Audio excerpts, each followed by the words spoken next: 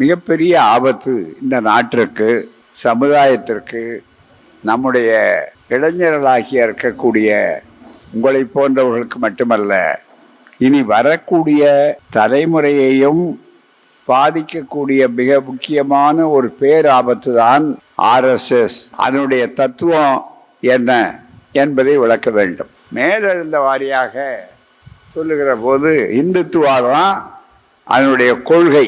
ஆனால் RSS அமைப்பை உருவாக்குவதற்கு முன்னாலேயே இந்த தத்துவத்தை அவர்கள் உருவாக்கிவிட்டார்கள்.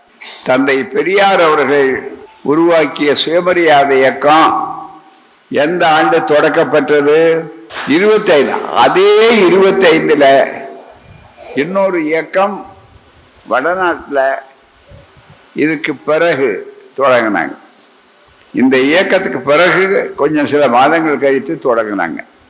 அந்த இயக்கத்துக்கு பேர் தான் RSS. RSS-உடைய முழு பெயர் என்ன? ராஷ்டிரிய சுய சேவக் சங்கம். இது முழுக்க முழுக்க சமஸ்கிருதம், ஹிந்தி. அந்த ஏதாவது தேசத்துக்கு தொண்டு செய்கின்ற ஒரு அமைப்புன்னு அதுக்கு பேர் வச்சிருக்கான். ஆனா அதனால முதல்ல மக்களை ஈர்க்கிறதுக்காக அப்பாவி இளைஞர்களை பள்ளிக்கூடத்தில் படிக்கிற மாணவர்கள்ல இருந்து கல்லூரி மாணவர்கள் மற்ற எல்லாம் வரக்கூடிய அளவிற்கு வந்திருக்காங்க. கல்லூரிகளில் மற்ற இடங்களில் இருக்கக்கூடிய பல்கலைக்கழகங்களில் அவர்கள் ஊடுருவதற்கு RSS ஒரு அமைப்பு வைத்திருக்கிறது. என்ன அந்த அமைப்பு? என்ன? அகில் பாரத் வித்யா பரிஷத், ABVP அப்படின்னு. அதை மாணவர்கள் மத்தியில் இந்த நஞ்சை புகுத்துவது மிக முக்கியமாக.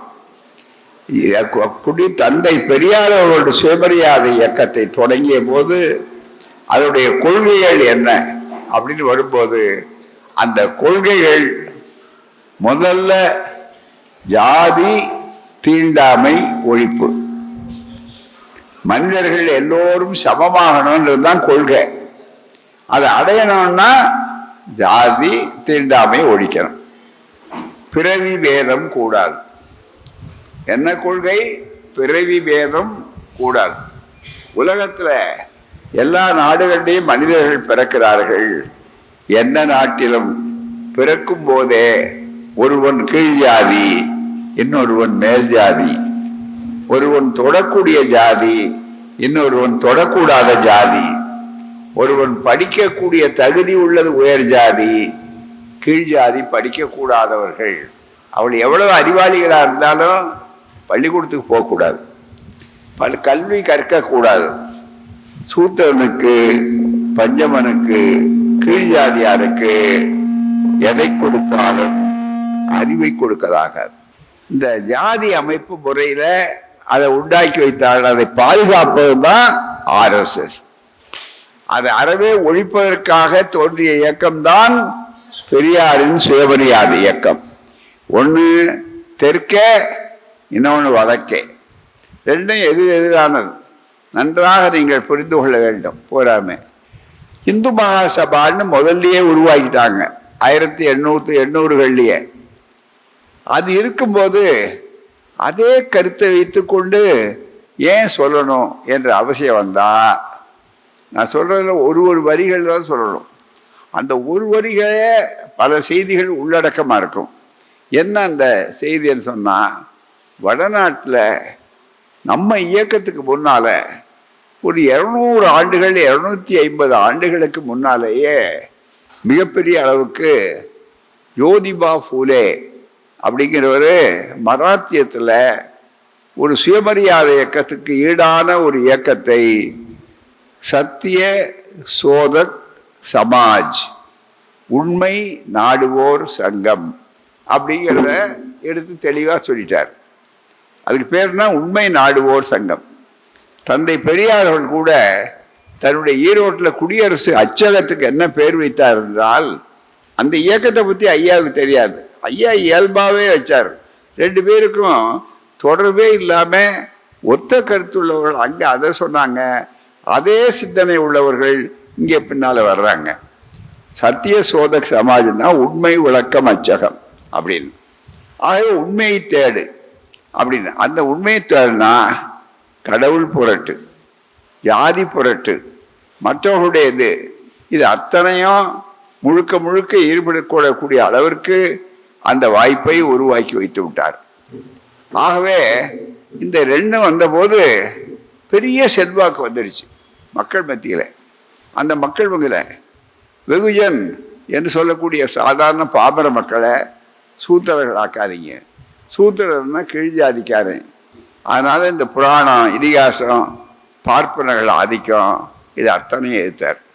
எப்படி நம்ம சுயமரியாதை திருமணத்தில் பார்ப்பன அல்லாதார் நம்ம இந்த திருமணத்தில் நாமே பாப்பான்னு அழைக்காம, சடங்குகள் செய்யாம, வடமொழி ஸ்லோகங்கள் மந்திரங்கள் சொல்லாம நாம் நடத்துகிறோமோ, அதே போல ஒரு நூற்றாண்டுக்கு நமக்கு முன்னாலேயே சுயமரியாதை முறையில் திருமணம் நடத்துகிறாங்க.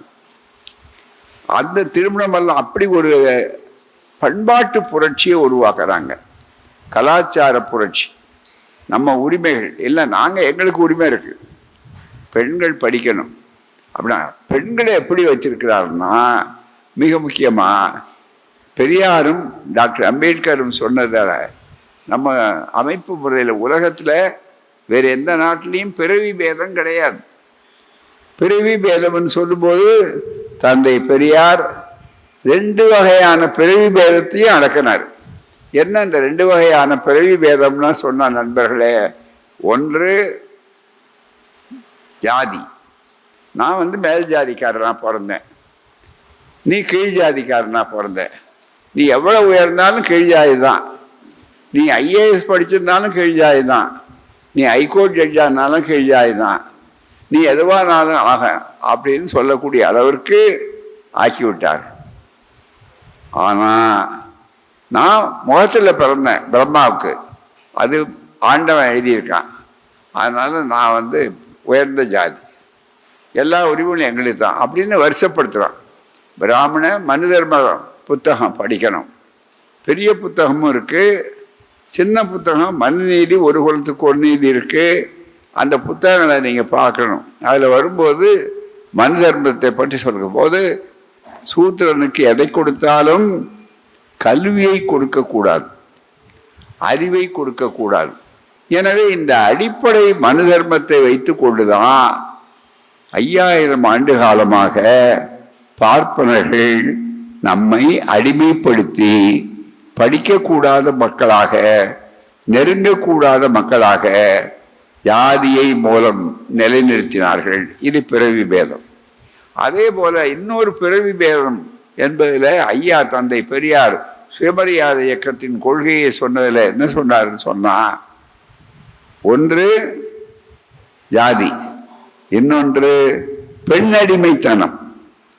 இந்த பெண் அடிமைத்தனம் இருக்க சாதாரண இல்லை.